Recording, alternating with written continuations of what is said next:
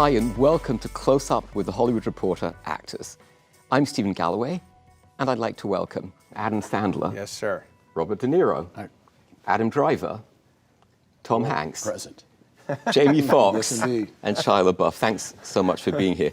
I'm sure you know this anecdote. Dying is easy, comedy is hard. True or false? Comedy's more difficult, yes. I can't do what Billy Crystal does, Eddie Murphy, you, Adam, but I can do other things. I mean, I like to think that I work in, say, in Marty's movies, just situations that are funny in and of themselves, which is like life, you know. There are so many situations we see. We're in a situation, all of a sudden you say, I wish we could have filmed this, or this situation is so crazy, you know, but it's real. So. Is there anything in real life you wish you could have filmed, or that you've then brought into a role? No, I mean, the only thing, say, with Marty Scorsese, working with him, is that you get closer to saying that whatever you want to do, you can actually try and do it, and maybe it'll happen, maybe it'll work. So if you had an idea or something, say, let me just try that. I say, Marty, let's just try it. You never know, and so it's something. With some directors, you don't even go there. You say it's too much work to even attempt to bring it up to them to do that. With Marty, it's. Yeah, this is possible. We'll do it. If it doesn't work, it doesn't work. Yeah. So that's a great feeling of freedom, and it's just great. Adam, you come from comedy. Yes. Comedy or dying? Yes. Yes. Which one's easier? If you have something that either way, something you're confident with, something that seems like you believe in it, I think it's the same feeling. If you believe in a joke, if you believe in a dramatic scene, you go in there with the same approach, I would think, right? Jamie? Here's the thing. Comedy is a natural thing. Like, I've just told him, I was watching him in the Comedy Store when I was 18 years old, sneaking in the Comedy Store, watching him go up when it was like Titans, it was Rock, it was Eddie working out, you know, shit with it. I remember Eddie had on like this yellow fucking Century 21 jacket. He's working on these jokes, and somebody said, yo, what's up with that Century 21 jacket? And then you watch Eddie, like, he said, oh, whatever, I'll crush you with my wallet. And then everybody started laughing. So it's interesting. When I look at everybody here, you know, it's respect. And then I look at Adam, I'm like, oh, shit. Before he even said anything, I'm already laughing. So that's one of the first ingredients, is that when you have this natural thing of watching him on his guitar at 1:30 in the morning, doing a bit that he's so dedicated to, and motherfuckers is like, oh, he's, you know, shit. So that's the first ingredient, right? That's correct. And then the second ingredient is, as comedians, you get a light, like you get that liftoff, that launch, where everything that you're saying is funny, it's hilarious, like people are giving you that light. I think it only becomes difficult once you reach that top of comedic level. Now people are expecting, you know, the world. You know, when I go talk to Eddie, I was at Eddie's house, and he's talking about getting back into stand-up. Yeah. But he's like, I said, well, Eddie, if you want to get into it, I could help you. First thing you gotta do, you gotta fix your house. He's like, what you mean? I said, your house is too perfect. All you're just too much. You got the candles scented and all that shit. I said, Eddie, at my crib, I have shit at my house that doesn't work on purpose, so I stay funny. I got this little carpet that's in the kitchen that's sort of ruffled up, and I got a bathroom where you turn on the faucet and it sprays out. And my daughter's like, why don't you fix it? I said, I feel like if I fix all this shit, I won't be funny. So it's like you have to have that. And then when he talked about the situation, like when we're watching, you know, Robert De Niro, the situation that you provide for him makes it all the way funny. Does that make sense? Yes. Because now, once you have the ability to be funny, you need the situation in order for it to make sense. Because if not, like, this is the worst thing in the world when the director goes like, okay, then just do your thing. Ooh. Oh. Yeah. And now you fucking Yeah. you That's doing a your shit, and then when you watch it, you're like, I'm doing my shit, but it doesn't make sense. So that's the part when he Do they says, only say that in comedy, or do they say it in drama too? Oh dear, they all say, have fun with it, commit to it. Can you be funny if you grew up with a built-in swimming pool in your backyard? I don't think you can. If you grew up being able to swim anytime you wanted to, Right. you experience none of the shortcomings of life that you turn into self-deprecation. that's right. You can't do It's it. tough. Can you play tragedy though if you grow up, if you have it easy? Doesn't it all come from some inner pain, angst? Everybody's. Yeah, sure, you bet. Look, it's like Bertolt Brecht, man. The whole thing is a struggle, and there's where you find your triumph. Here's the thing about it that will kill us all at some point, is it's 3 o'clock in the morning, and you have something very specifically that you've known for months you're going to act this beat with this scene, and it's 3 o'clock in the morning, and it could be anything from rainbirds going off to taxi cab drivers or something like that honking horns, and it's like, all right, the movie is now upon your shoulders. Don't fuck this up. And then they sit back and you wait, and you got to go there, man. You just got to tragedy, comedy. Is there a moment you can think of where that's just a terrible example? It happens 10 times a week Really? sometimes, where it's everybody is everybody's making the same movie you are. The crew, the Teamsters, everybody knows that. Oh, today's a scene. You're gonna, oh wow, this is gonna be Bill. Look, yeah, we shut down the whole street for this.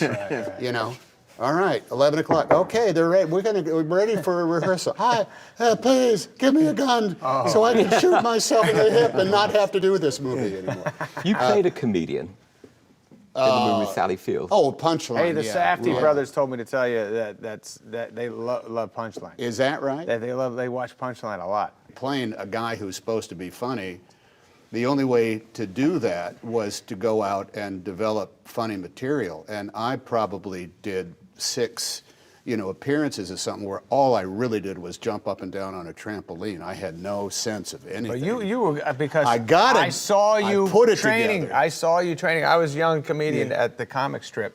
And you used to come in and go up there with and Barry Sobel used to come in. Yeah, Barry and I, we ended up, and I ended up And after a while. was he good? Not that night, not if you saw me at the But comic strip. I saw you a was couple not. times, and you were good. You came up right away where the comedians were mad that you were calm on stage and cool, and you were being yourself. That took They were a like, while to get there.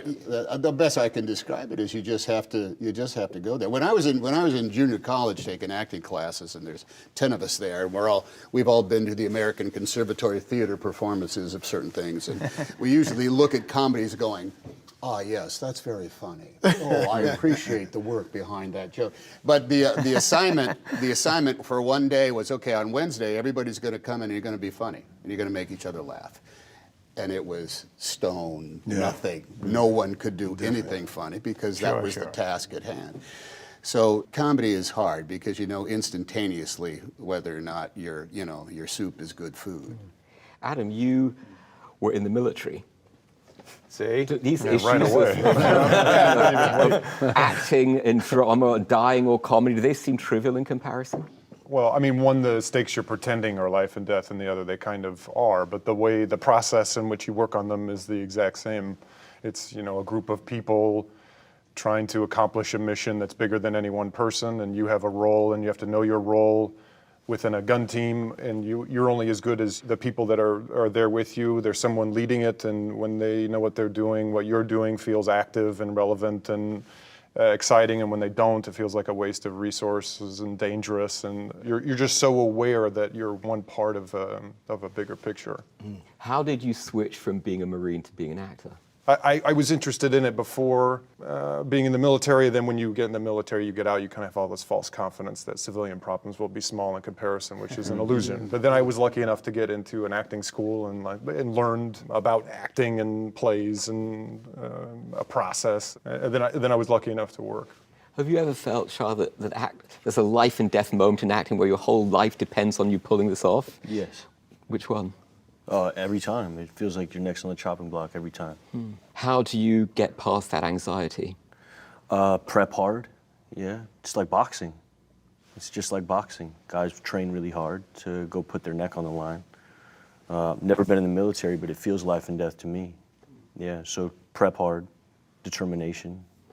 I went last year to the Harry Ransom Center. I don't know if you know what that is, but it's the archive at the University of Texas, which has great papers. And there are Bob's papers. And to actually see your handwriting on, the Raging Bull script. And it was amazing because your scripts are covered with notes. What was the toughest character you actually had to prepare for? They're all different. Depends. Some are harder, or in some ways than others. And Raging Bull, because of the weight and all that, and the mission, just the physical stuff. Awakenings. There was a lot of physical stuff too, and studying how my character behaved and what his affliction was. And then Raging Bull, I read the book. Somebody handed me the book, one of the authors, and I read it while I was doing once. 1900 with Bertolucci, and I called Marty from Italy, and I said, "You gotta, the book's not great literature, but it's got a lot of heart, and I kind of want to do certain things." I remember I used to see Jake LaMotta. He'd work in a kind of a strip place right on 7th Avenue in the 40s. He'd be standing right out there near the sidewalk, and he was overweight and this and that. I said, "Jesus, look what happened to him from then." And I thought just the graphic difference of being out of shape and then being a young fighter, really, that was interesting to me. I thought, I'd like to see if I could really just gain that weight actually and do it. So that was the interest in it. Marty had his reasons, and both of us just come together on the project. And so. Have any of you had a dream project that you've taken to a director or another actor and said, you must do this? Honey Boy was your project, you wrote it. Yeah. By the way, if you haven't seen it, it's terrific. It's unbelievable. Hey, Thank you. And the man is So, who did you want to do it with you? My back was against the wall. I was nuclear at this point, so it wasn't like a dream project. It felt like survival. Like there was no other way to go. I didn't have a lot of people talking to me. I was in a mental institution, so it wasn't like, oh, this is my dream project, I'd like to explore this. It was like, my back's against the wall. This is the craft that I love, and I can't do it anymore. And I also had a doctor who was pushing me to explore these dirty parts and write it down. And so it wasn't like a dream project thing. More, it felt more like necessity, like survival, like something different. You said you're in a mental institution. I don't want to ask you two personal questions, but is there anything you discovered there that's been helpful for your acting? Empathy for my father, who was always the biggest villain in my life, and I think if you can empathize with the biggest villain in your life and sort of scrape some of these shadows, and it makes you lighter and freer. I don't think I was leading with love, and my life has changed. You may or may not attest, but I feel like when you lead with lightness and love, you can get to the heavy easier. It's much easier, it's much more accessible. Like anger and the rough shit is very easy. It's the other stuff that feels quite difficult. Get an honest laugh is very hard. I tell you, when I have to laugh in a movie, I can't do that. Yeah, really? It's tough. No. What do you mean, like laugh? If my Like a character's genuine supposed to laugh. have a genuine laughing moment, I'd rather get a genuine anything else. I'm always just like, Yes. Is it easier for you to cry? You had that big moment in Uncut Gems where you're really emotional. Was that Right. easier than laughing? maybe not. I'm not great at crying. What are you great at? I'm not sure yet. I don't even think I should be at this stage. No, Bullshit. Yeah, crying when it's written in a script and then he breaks down and that really gets me tense for a while. You had a massive one in Marriage Story. Every time I see that performance of somebody breaking down, I'm like, oh man, that's incredible. How did you get to that point? It's not something you push for. You don't push for emotion. It either happens or it doesn't. You can't like anticipate it or nothing will happen. But there's a lot of things that in that instance are supporting you. The script is so good and it's well written. If it was badly written, there's only one way to do it. If it's well written, the language is so rich that every time you say it, it opens up an idea for something else. And because Noah has structured, and Adam knows this from working with Noah and Meyerowitz, that the text is the text, and I find that incredibly freeing because your intention could be anything. And if you're with another actor is Scarlett in that instance, and the set Noah's giving you another piece of information that maybe you hadn't thought of before, or the line, or you got in a fight with your wife before the scene starts, or maybe nothing. Maybe you're having a good moment before the scene starts. It just opens up your imagination of a different way of reading it. He's taken basically a 4-month run of a play and condensed it to 2 days. So that I think that's easier. If it's just have an emotion, I don't think I can do that. Do you take that emotion home with you? I don't think so. I mean, It's like I a don't release after it's done. Is it? Take You- the For you too? exhaustion home. No, right. Yeah. no. So I mean, it's a release. It's like you did that. That's there. Take a break. You come back. Sometimes, though, there is a residual something that you have to be aware of. I think as an For you actor. too, Tom? It's a physiological process that incorporates your emotions in the sinews of your body. It's funny, laughing and weeping are two very physical acts. They're not up here. I mean, when I cry, man, my face turns into rubber. yes. You bend over into some kind of thing.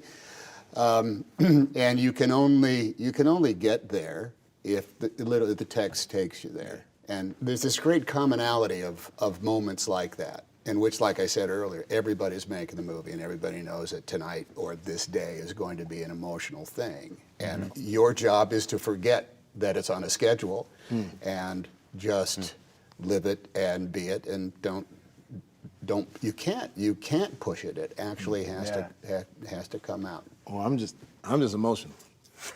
Yeah. I'm always crying. I'm just Really? I cry for everything. That's great. I don't know, but I'll be crying about stuff that really my accountant just called me and said, you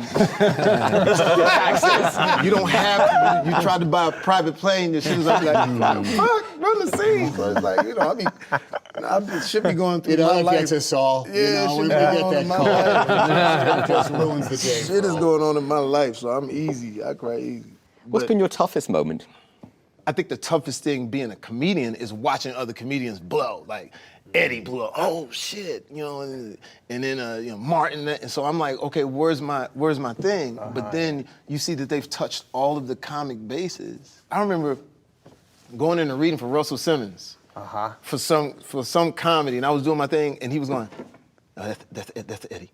Oh, that's Martin. That's Martin right there. No, that's Rock. That's Rock. And I'm like, what the fuck is going on? And he was, no, I was just saying, you sound like Chris Rock. You sound like Eddie. So that was tough because I was like, damn, I don't have nowhere to go, right?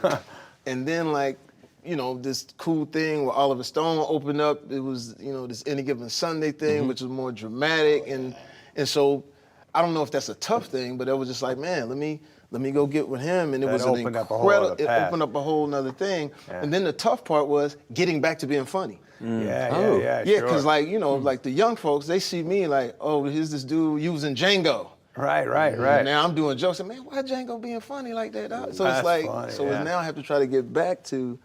What about you? Did you find that hard too after? I've done so many comedies. I have so many comedies on TV. I don't have a hard time getting back into that. People are just, when I get to do something like this, like Uncut Gems, and I haven't done that many dramas.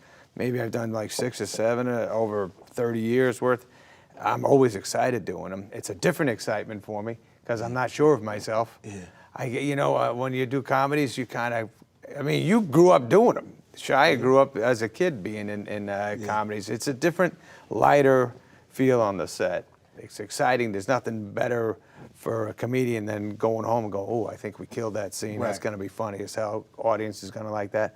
But this, a drama, man, getting it right and feeling like you gave it your all, and that excitement of reading script and going, oh, that scene's going to be incredible. Then actually shooting it and it comes out the way you wanted to, or maybe not exactly the way you wanted to, but something happened big for you. That's as good Are as it you gets. hard on yourself when it doesn't come out that way? Do you go home and torture yourself? Oh my God! Do If there's something great written that I don't think I got to where I was supposed to get, I'm really mad at myself. You too? Yeah. Yeah, you're disappointed. The only thing is that like you were saying, you don't push for anything. I mean, I don't. If you push, you're not going to get it. So you just have to take what comes and try and find ways to get there, but you just can't be anxious about it. It's like the thing, you know, the actor, he can't remember his lines, so he can't act anymore. So he's working in the garage, and somebody, an actor, the director comes over and says, listen, I just want you to say, Hawk, I hear the cannon roar in the third act, you know. So I said, okay, so I'll go do it. He goes, yeah, so he rehearse, and then at home, you know, he's working, Hawk, I hear the cannon roar, Hawk, I hear the cannon roar, Hawk, I hear the cannon roar. Every variation, every way he's ready, the third act, ready to go after 5 weeks rehearsal. He goes backstage, he's ready, you know, the first act goes, no problem, he's waiting, Hawk, I hear the cannon roar, second act, everything, fine, third act, he's there backstage. And the stage manager comes, okay, ready, and he's hearing the play out there, and he's, boom, go on, he's going, I'm saying, Hawk, I had the cannon roar, Hawk, I had the cannon roar. Then you hear, bang, turns around. What the fuck was that?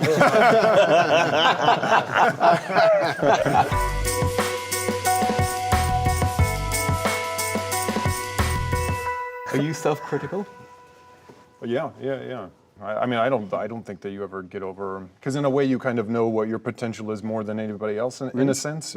I have a lot of regret often when you leave a set. You can't help but, you know, think about it, and, you know, obviously it's film, so film is forever, so you never get a chance to go back and do it again. I feel like that's the thing about acting, is that you, regardless of how often you do it or how long you do it, you never figure it out. That Even in the, do you prefer theatre because of that, or? I've learned from theater in that, you know, you always at the end of a 4-month run of a play, you're always the last performance. It's always the best one. And you're like, okay, now I have a better sense of what I want to do and go back. So I know that there's no right answer. There's no right way to play a scene. That's my part of it. I like the making of it, and it's someone else's responsibility to make the choice of what is the best version of it. But I know that there's no right way. And you would just have to feel comfortable with failing. And you either get easier on yourself, I think, about like, okay, then I'll let it go, or you don't. But I don't think you'll ever figure that out. So I think people keep doing it, I think. But I don't know. I'm looking at you, Tom. Are you self-critical? Do you go home and writhe, or? There have been too many times where I thought I really cracked something over the fence, and then I saw it and I said, "Well, that is just that's as exciting as a closing door." Yeah. And there's other times that I didn't. All I could do was stumble around today, and it's fantastic. And there's no. It's odd. You almost have no control. Yeah. For me, it has come down to whether or not the procedure and the behavior that was asked of you is authentic.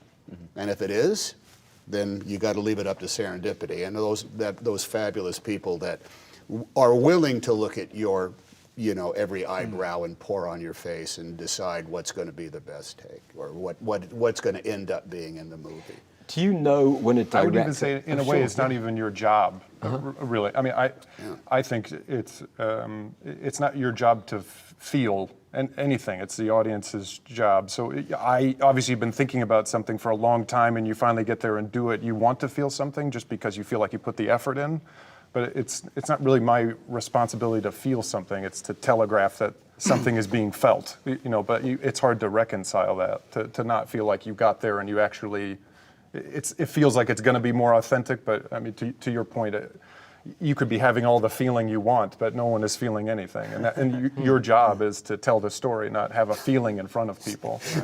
When we were doing Captain Phillips, and we were in this lifeboat, the script had all these great moments where Rich Phillips looked through the porthole of the lifeboat, and as the sun was going down, and was thinking of his family at home and whether or not he was going to see them.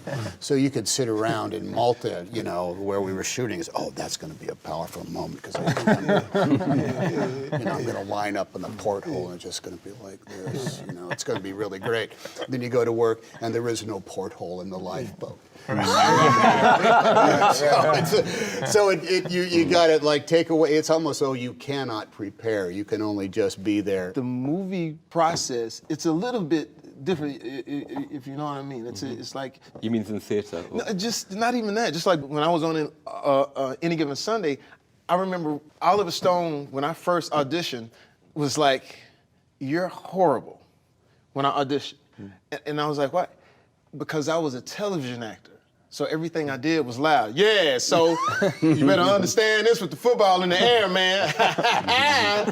And he was like, "Get the fuck out of here." And I remember Oliver can be tough. Huh? Oliver can be tough. No, but but I learned from that toughness. Meaning, like, when he finally decided to, make the decision for me to be the lead, he still would grill me. He said, that's not it, that's not it, that's not it.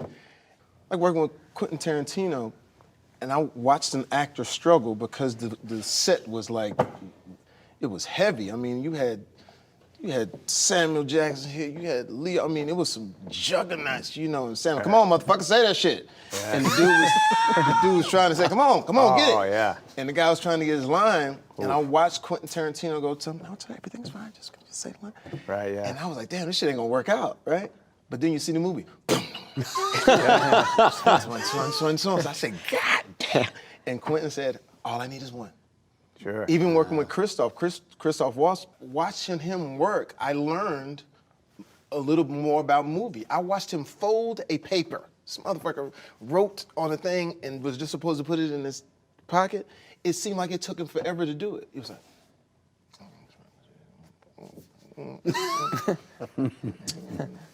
and it was nothing else existed but that moment, right? Christoph Waltz's process wasn't that I'm going to have all of these things memorized and do all of these things at once. He would give you these, calm yourselves, gentlemen. One more time. Calm yourselves, gentlemen. I am but a weary traveler. And we were watching it, and Leo was like, I said, Leo, you think he got it? He's got something, pal.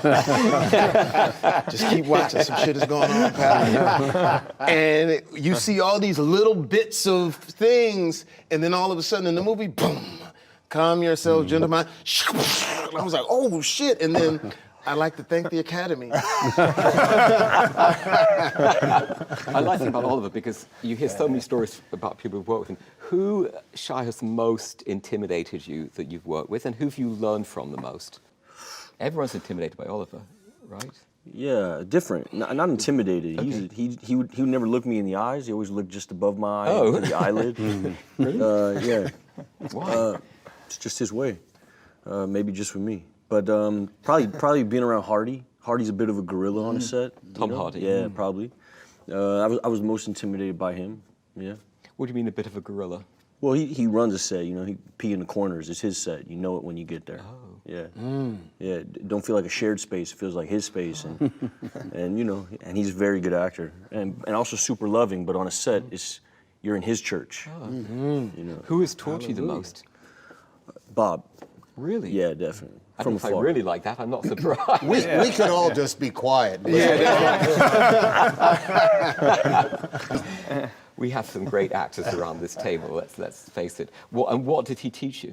Through the performances, I watched him reveal himself and be a presenter of a soul and explore who he was through the work. And I've always just he made it feel sacred to me.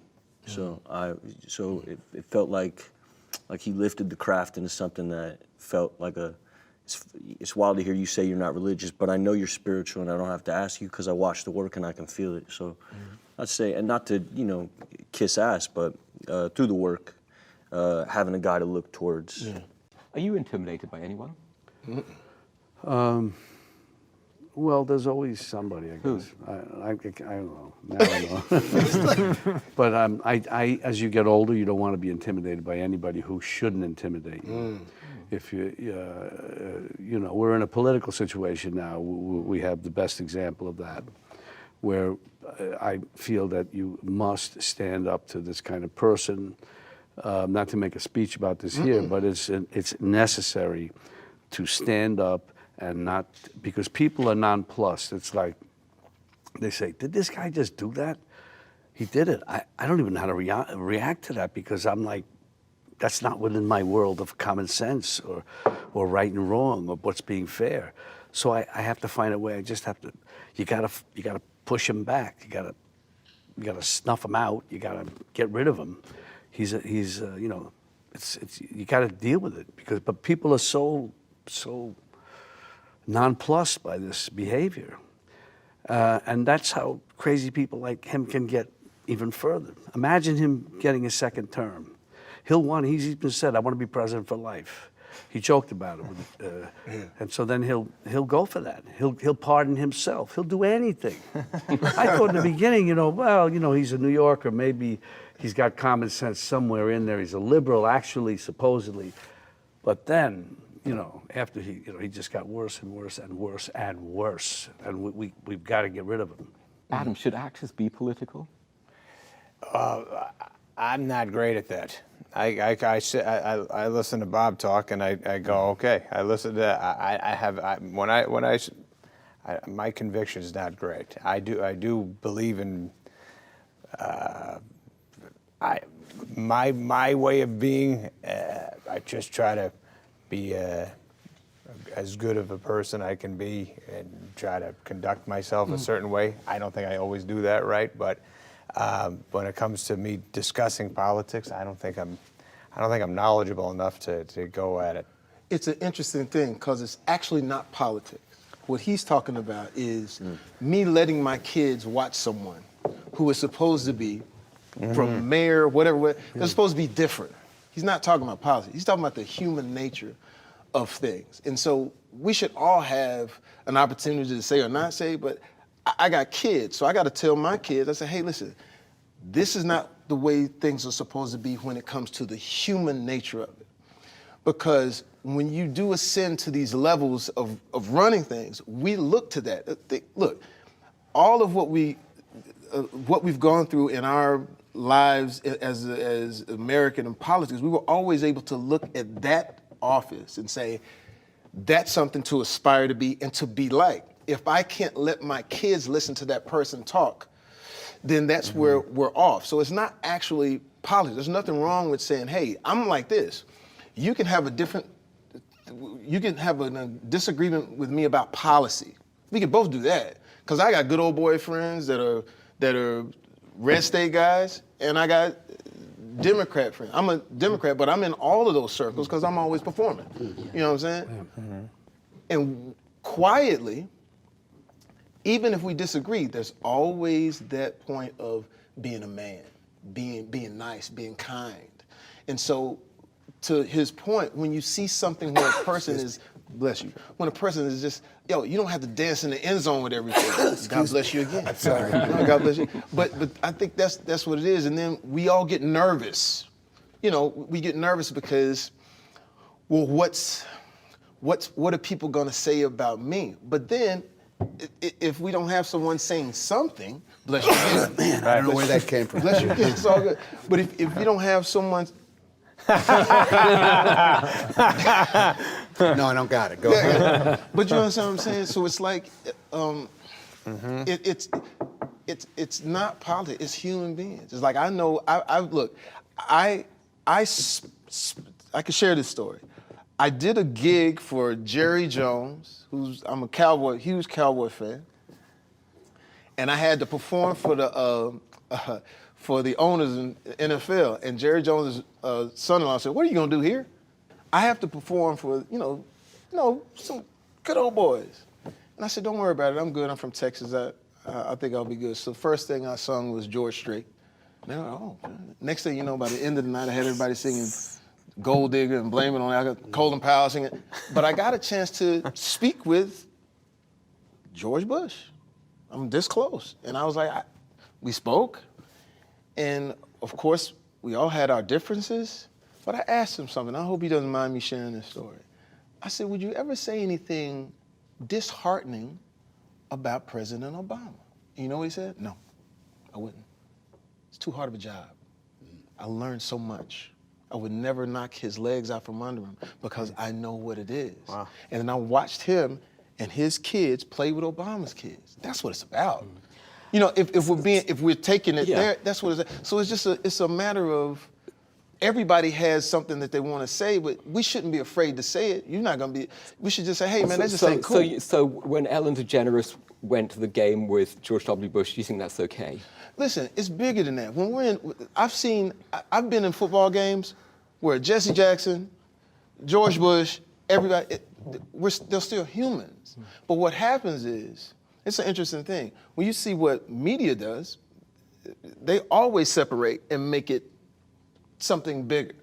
Ellen is sitting with George Bush, who she's known for years, it's not a big thing. Still doesn't mean she's going to compromise what she believes in, and you don't have to do that.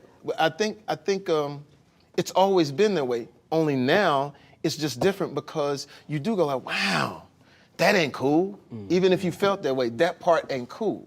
You know what I'm saying? So it's like we shouldn't be afraid. We look, and like people say like, oh, he's a snobby actor, you know, elitist. What the fuck is you talking about, man? I came from Terrell, Texas. No money, no nothing. I said, nothing snobby about me. I'm happy that I'm making my money. I said, but for me to get to a position of where I'm at right now and not say nothing, like, what, you know, so like I said, I'm not running for office, but damn, we should be able to say whatever we want to say when we want to say it. Does that make sense? Yes, Tom, you had a little Freudian cough going on there. It was. Disagree? I don't know where that came from. It was a cough of agreement. What was going on? We all have. Shut up. A little less. Okay. I'm going to give you 3 more of those. Those are freebies after that. But not everybody should be political, but everybody must be principled, and we carry our principles with us 24 hours a day. It's part of the countenance. It's a part of why we do what we do in the first place, and it's in our choices. And I have to say, one of the things I learned from the get-go as an actor in a repertory company, people you worked with, you didn't have to like those people, and you did not have to agree with those people. You didn't have to hang with those people, but you had to respect those people. You had to respect their process, and you had to respect their opinions. And the default setting, I think, for so much of everything is conflict. And what's the word I'm looking for? Cynicism. That's the first place I think everybody can go. So if Ellen is at a football at a game with George W. Bush, what's the cynical take on what that is? Right. As opposed to what is the respectful take on that? You know, I'm not going to assume anybody automatically agrees with each other because they're at a Dallas Cowboys or an Oakland Raiders football game. And I think that's a different, and then also, you know, kind of like politics, political views are a dime a dozen. You know, they're absolutely everywhere. So.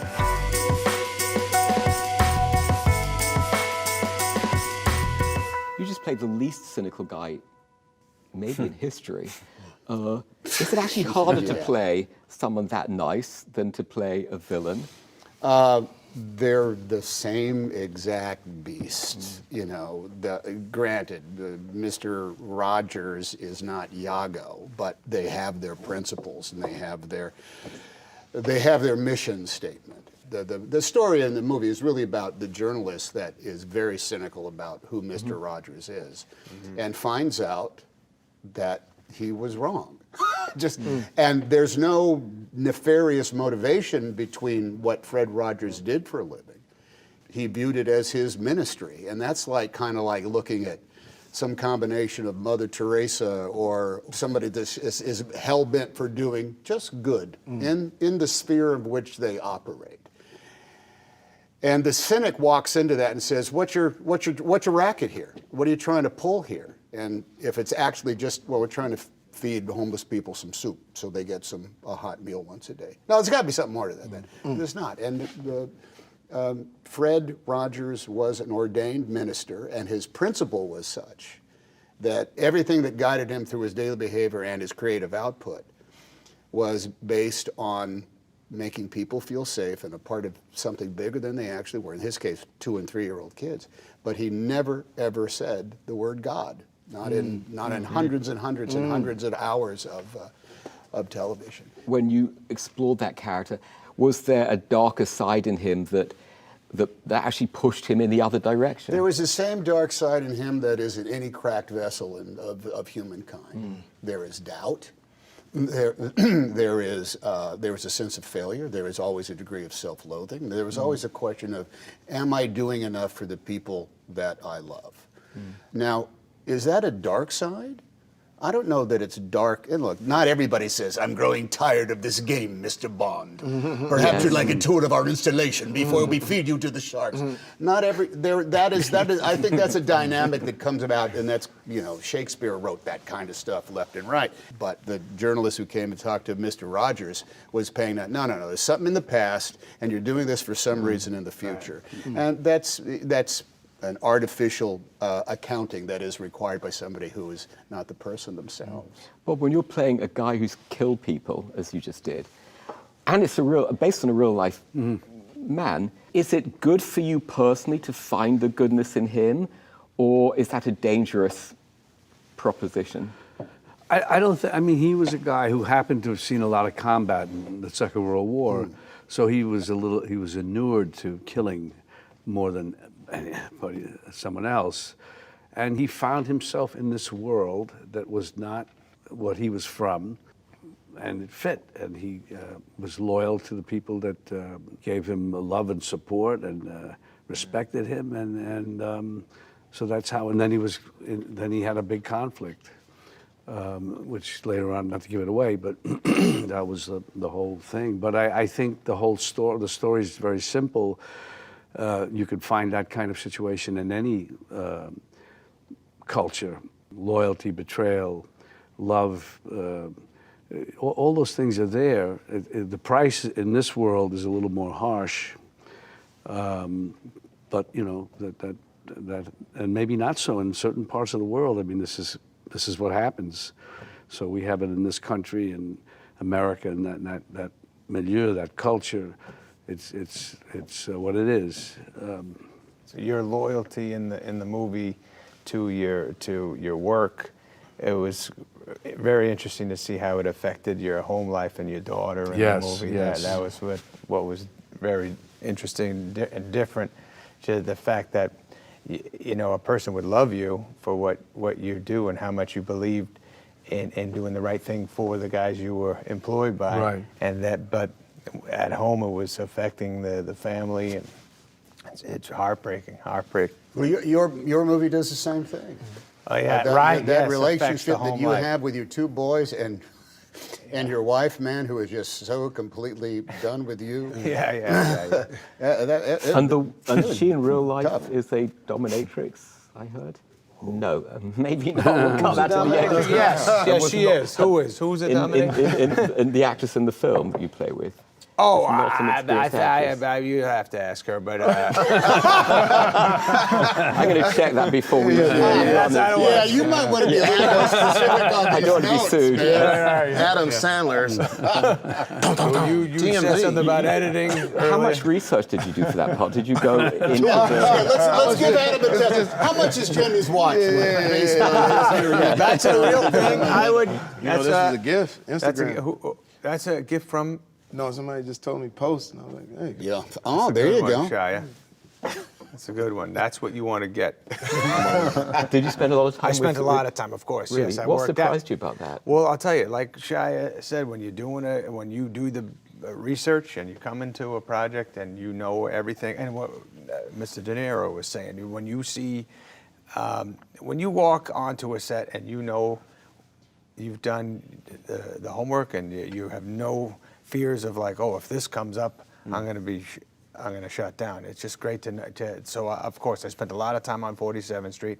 I gamble in the movie a lot, so I spent a lot of time with a lot of gamblers who had bad problems and lost a lot of things and lost their lives because of it. And The gamblers you met, who most surprised you, or well, What did you the find out about Safdie that? brothers, the guys who did the movie, they did the research and met a lot of guys who were willing to sit down with me and talk. And there was nothing. It's just their lives get thrown away and their family lives get thrown away, and it's about where they are right now. And they discussed what the highs and lows were and why they couldn't stop and that kind of feeling. All these guys on the block let me in their shops, and I got to sit with them and watch them. And they taught me about the jewelry and about selling, and I watched them all day long, and it was a lot of fun. It felt neat to learn this new. it wasn't boring? Well, no, not at all. It's good to learn something. I walked away thinking I knew everything. Right now, it's a year later. I'm like, I forgot so much. I wish I didn't. When you played a real life character, how, when you're playing that role, how much do you have to be faithful to him? And how did you think differently? The process of playing somebody real, you have to sort of not do the impersonation, because I'm like, coming from like the In Living Color background, I learned not to do the impersonation. And then also not to, I didn't have a chance to see him actually alive, but I had to sort of like piece things together through what people would say. And then the first thing that helped me was aesthetically. We are part of the same tribe in a sense. Our cheekbones, the diamond-shaped head, that haircut that he had, I had that in the 80s as well. So aesthetically, we were ahead of the game. I didn't have a chance to see him actually alive, but I had to sort of like piece things together through what people would say. And then talking to Brian Stevenson and hearing him talk about Who's the real life attorney? Who's the real life that the attorney film's based on? Who, goes and meets this guy on death row and finds out all these horrible things, that he's on death row without a trial. They say he killed a white woman in the city that he'd never been in, and he couldn't believe that this existed. But he told me how Walter was. He felt like, since I'm in this situation, I might as well do everything I can to help. So when you see in the movie, he's talking to all the prisoners and everything like that, trying to keep up their morale, these guys on death row. So I took that as the spirit of it. And then it was a matter of the vernacular, being in, Alabama, and the way they talk like that, the way they say their things, and to make that not be caricature-like. I remember Michael B. Jordan, listen, now don't do that, because it started sounding like something where we really couldn't understand me. So we sort of dial that in. So sometimes you have to rely on the people that are around you to say what makes the most sense. That and real experience to draw upon. I mean, my father came to one of the screenings who, he was educated for 25 years in the hood, in high school, and everything he dedicated his life to, saving black kids in the hood. They end up putting him in jail for $25 worth of illegal substance for 7 years. Wow. So here he is in jail with kids that he had taught. Wow. The very judge that he would bring into the school and say, hey, I want you to shake these kids up, tell them the repercussions of anything. That judge presided over his case, put him in jail. So when you have something like that, the person that taught you how to throw a football, the black man that taught you how to play tennis in Texas, when we weren't allowed to go to the country club, I said, well, I got to learn tennis, because you don't know all of this. You don't know how to swim, tennis, all of the stuff that they say we can't do, you do.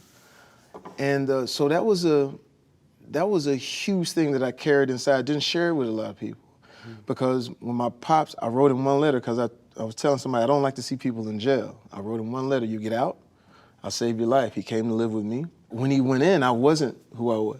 When he comes out, and I got a chance to take him to the US Open and have him watch Venus play, and watch the tears, down it. So those types of things. Now, I was lucky enough to be able to have that moment, but in Walter McMillan's situation, it works out, but it doesn't work out. It's still an entertaining movie, but you still sit with like, wow, Walter McMillan didn't have a chance, and there's a lot of Walter McMillan. You shot in a real life prison, Yeah. right? Because those prison scenes are phenomenal. They're really incredible. Did you think? The one moment when the cuffs was being put on me and they had a guy who was part of the prison system who wasn't part of the movie, yeah, squeeze it tighter. Oh, yeah. Squeeze it tighter, because he's a bigger one. Squeeze it tighter. He doesn't know that he's saying something that is taking me to, like, I'll come out these cuffs. But that's his everyday life. So those moments when we were going into those prisons, that was, for a person who I don't do the jail shit. There was a couple of times I was like, hey man, don't squeeze them, they're tight enough. You know what I'm saying? So he doesn't know that he's saying something that is taking me to, like, I'll come out these cuffs. But that's his everyday life. We become so used to it too, because we're talking to Brian Stevenson, talking about changing the perception, because the perception kills us. It's like The reason I don't want to go see somebody in jail is because I don't want to get used to that. But so many people are just used to seeing their father, their brother, their mothers in jail. And the next thing you know, we start rapping about it. We should rap about being in jail because we don't have any other thing. This is all we see. So it's a you know, it's a tough thing, you know. Such a wonderful film. You played your own father, and he was. I don't know if this is fair, but it seems that in your real life he was a pretty villainous guy. Oh, I don't know. Is that true? no, he's a sweetheart. He's a teddy bear. He's just a little crooked.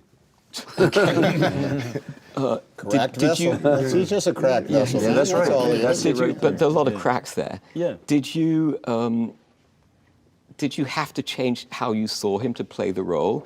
And did playing the role change the way you saw him? Yeah, for sure. Yeah, I hadn't talked to my dad for 7 years before I started this up, so I didn't really know my dad too well, and didn't have a relationship with him at all.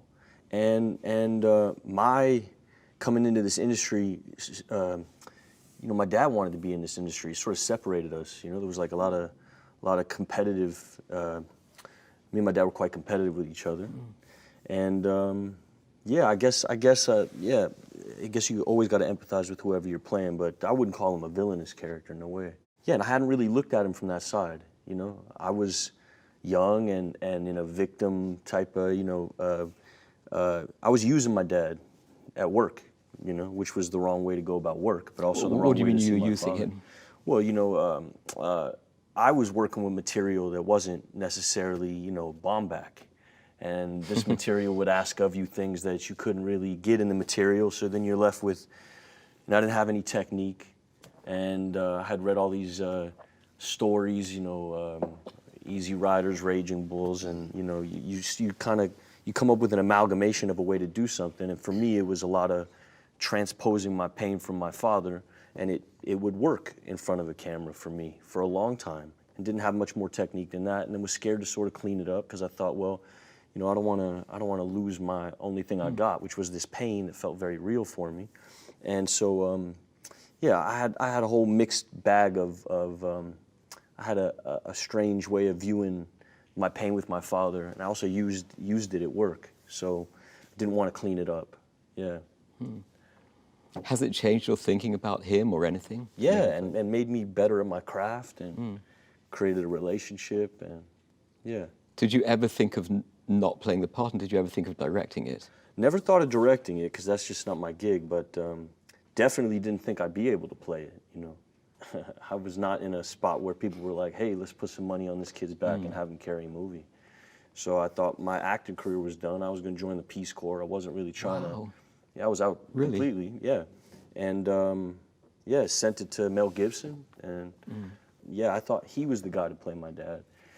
And my dad was also thinking along the same lines. It's one thing to want to play your dad. It's another thing to go stand in front of your father after 7 years and not talking and go, hey, man, I'm going to play you, when there's contention already and we weren't on good terms. So I lied to him and told him, hey, Mel Gibson's going to play you, sign right here. and my dad loves Mel Gibson. Who doesn't want to be played by Mel Gibson? Yeah, so my dad signed the paper under the auspices that he was going to be played by Braveheart, you know. So.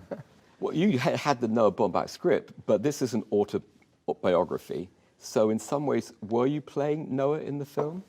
I mean, like all of these things, Noah wrote a script. He did that hat trick that people, I think, try to do of writing something that's incredibly specific, but it reaches a broader audience. I mean, like anything, like Meyerowitz, like, you know, Squid and the Whale, While We're Young, they're all, in a sense, autobiographical.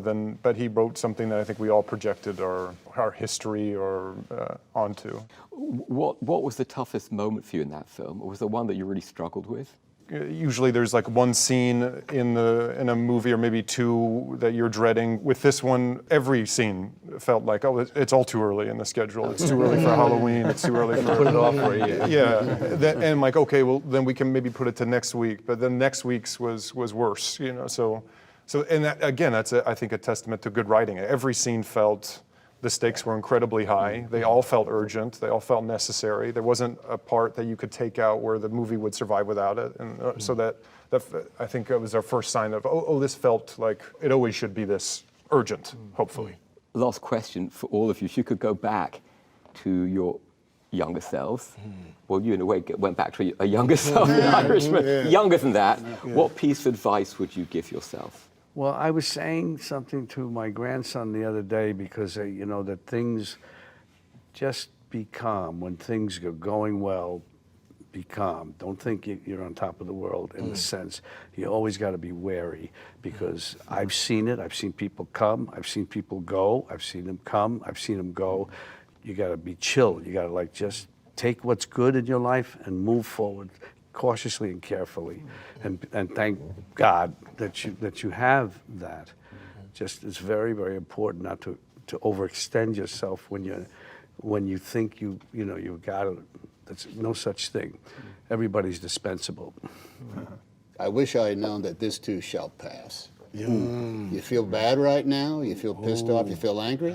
This too shall pass. You feel great? You feel like you know all the answers? You feel like that everybody finally gets you, and there you are. This too shall pass. Time is your ally. And if nothing else, just wait. Just wait. Just wait it out. Just I'll take Tom's. Adam?